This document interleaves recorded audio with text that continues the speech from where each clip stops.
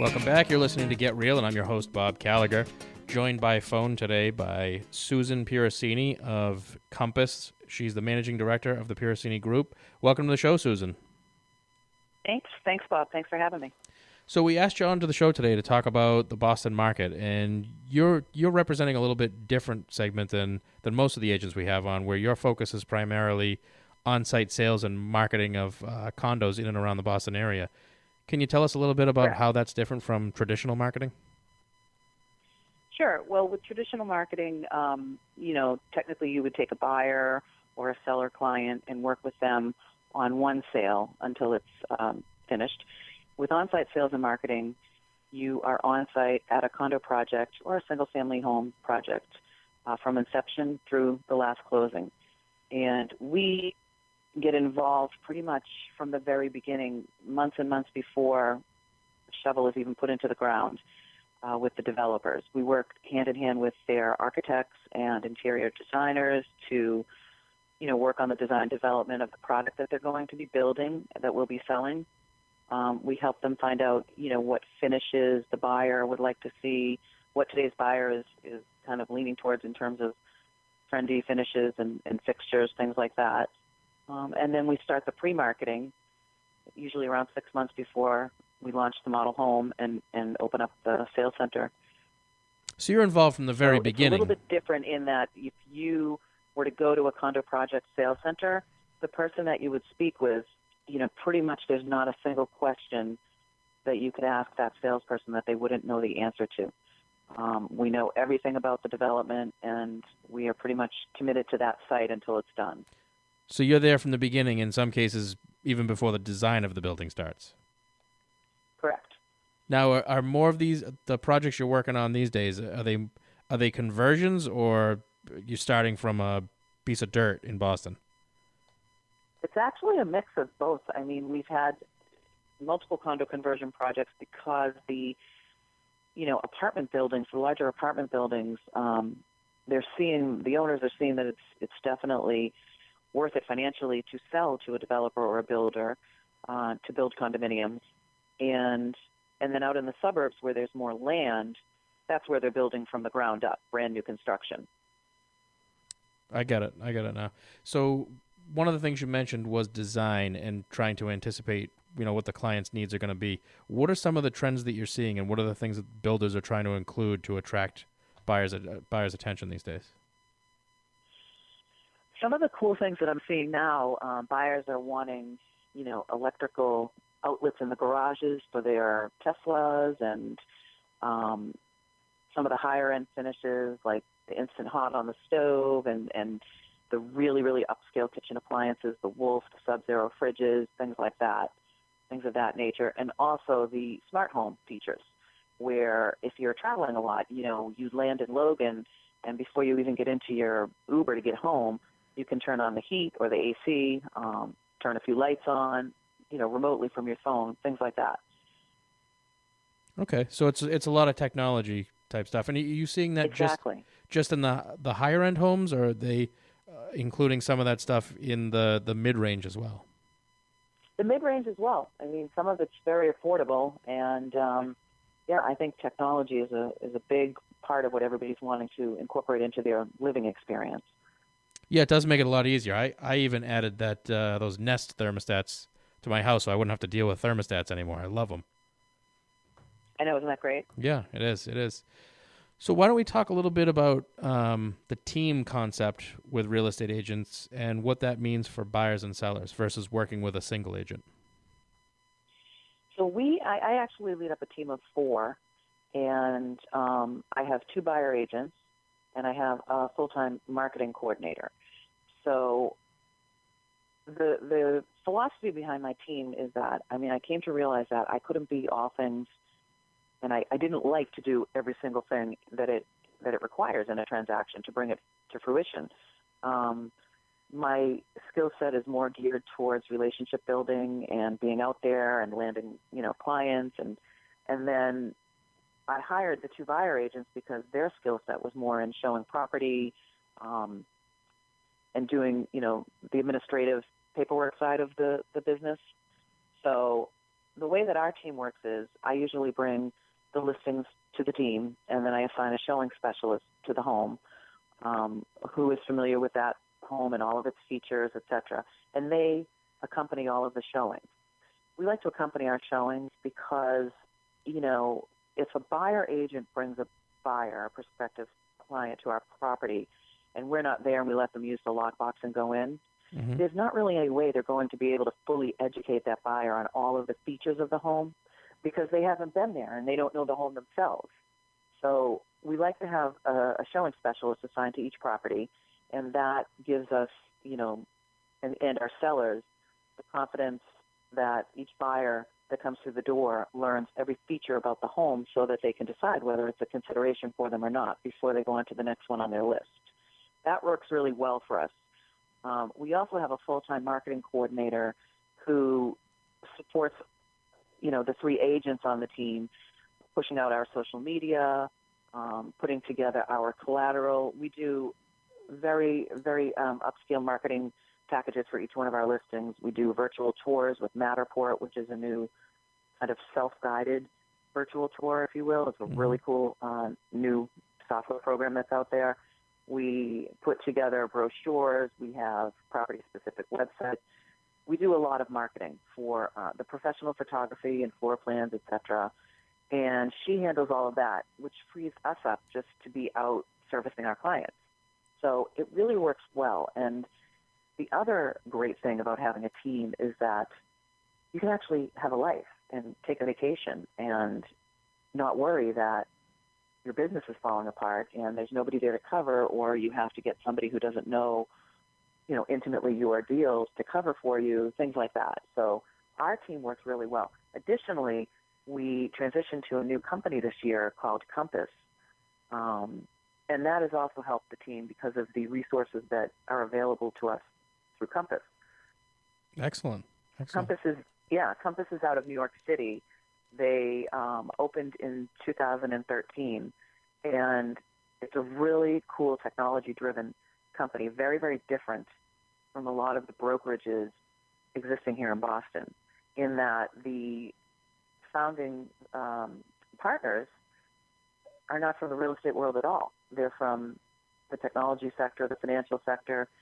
And so the business model that we work within is they've provided us with a fully staffed office of graphic designers, engineers, IT people, basically doing everything for us and freeing us up just to be able to go out and list and sell and interact with our clients. So we don't have to do a lot of the stuff that usually you would have to do at a traditional brokerage. Excellent. Yeah. Excellent company. Why don't we talk a little bit about the condo market in Boston in general? The condo market is still very, very hot in Boston in general. I'm finishing up 2 projects in Brookline right now in Chestnut Hill, condo projects, and they're selling very well. One of them we just closed, believe it or not, $305,000 over the asking price. Oh, wow. I can't even we imagine. We listed it at $1,045,000. There were multiple offers, and I believe there were 3 offers. Were very similar, and we said to all of the buyers, come back with your best and final. And one of the buyers came back $305,000 over the asking and closed on that unit at $1,350,000. And how big of a unit was it? That unit was just shy of 2,000 square feet. Wow.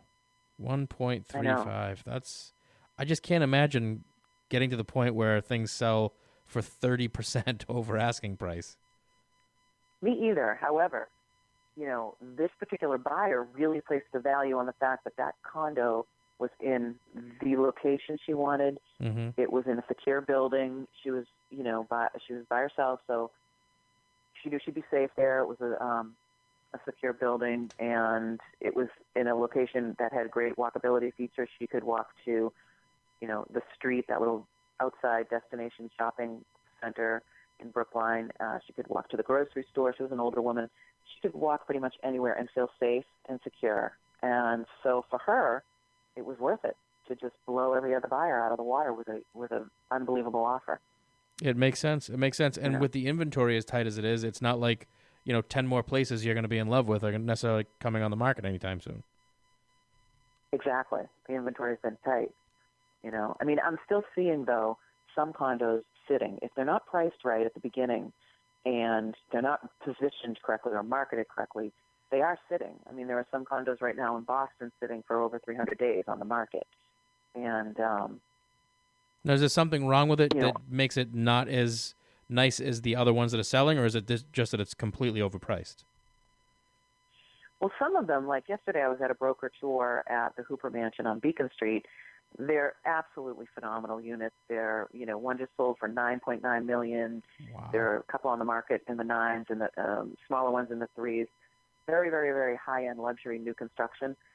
Now, if you look at the days on market in MLS for those properties, the reason that the days on market are so high is because they weren't built. They started marketing them, pre-marketing them pretty much before construction started. Right. That's not the norm. But for the usual condo that's already existing resale condominium in a building in Boston that's on the market for 300 or more days, it's usually a situation where it was priced incorrectly out the gate.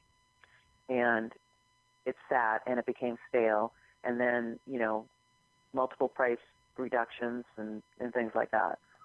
And with the way things have changed in real estate, especially over the last 3 years, it seemed like it went from a buyer's market to a seller's market pretty much overnight.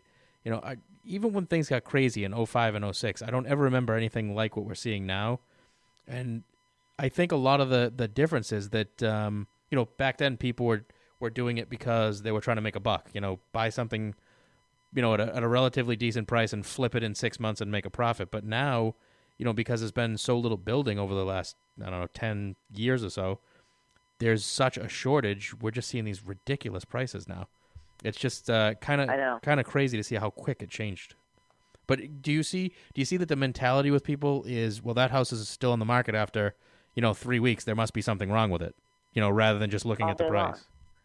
All day long. Whereas in a I guess normal, for the lack of a better word, market or a market years ago, 3 weeks wouldn't be a long time to have your home on the market. Right. But in today's world, it is a long time. Number one, everything's digital. So every showing that we have, I kind of consider it a second showing because the buyer has already been online, been through our virtual tour, been through, even if it's not a virtual tour, a property where it's just photography, floor plans. They've, looked at Google Maps. They've looked up and down the street. So when they get there, they already have pretty much know what they're coming into.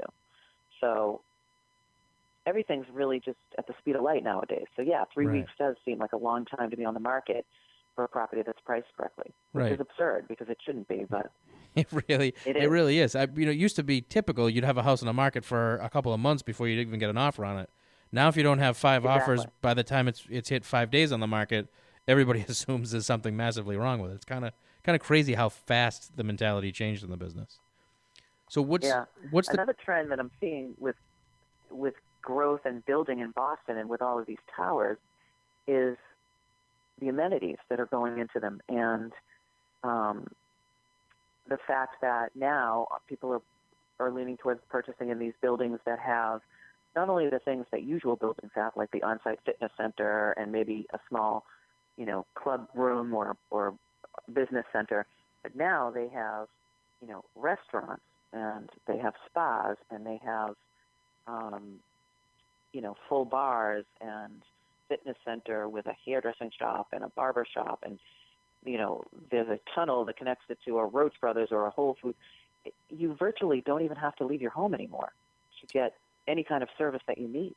That actually sounds very appealing. It is appealing. But I imagine there's a price to pay to have that kind of convenience, though. Oh yeah, definitely. The buildings that have those features and that are coming up that are going to have those features, the pricing is really through the roof, and the condominium fees are high too. However, again, these people place a value on that because it's convenient for them, and so it's worth it to them. So what's a typical condo fee going to be for an average unit in a building with that many amenities? It's usually a couple $1,000 a month. Wow. Depends on square footage. It's usually like, the fee is a certain amount, a dollar amount per square foot. but I know in Millennial Tower, I believe it's close to $2,000 a month for the average size unit. But you have to remember, for that condo fee, you're getting incredible service, 24-hour doorman, concierge to take care of your every need, valet parking, and again, access to fitness center, a movie theater, a bar room, a restaurant with top chefs. I mean, it's just, they can come up to your home and cater a dinner party for you. A masseuse can come up, a physical therapist. It's really amazing. Kind of like living in a luxury hotel, it sounds like. Exactly. That's exactly what it's like. So we're coming down to personally, Bob, but yeah, I wouldn't either. That's why I just assume. So we're coming down to the last couple of minutes. So I wanted to give out your contact info. Again, we're speaking with Susan Piracini. She's the managing director of the Piracini Group at Compass, based on Newbury Street in Boston. If you have any interest in buying or selling property in Boston and the surrounding towns, you can give Susan and her team a call at 781-475-2475. Again, it's 781-475-2475. I just have one more quick question before we run out of time here, and that's, what do you think's got to happen in the Boston market to kind of alleviate some of the inventory pressure that we have? Is it all about new construction, or is it people relocating to Florida and retiring? New construction and conversions. Yeah. I mean, the Flower, warehouse just sold, and I thought a couple of developers were bidding on that to put condos there. Any free land, they're going to build on it. And if you look at the BRA website or go on constructionwire.com, you'll see that there are so many projects in the planning stages right now that have been approved and are just waiting for different variances to go through to begin building. I think the building boom is going to continue for a long. We're going to be seeing cranes all across Boston for a long time. Well, that's good news for all of us in real estate and mortgages, that's for sure. That's right. Thanks for joining us on the show today, Susan. We have to take a quick commercial break. We'll be back with more Get Real after this.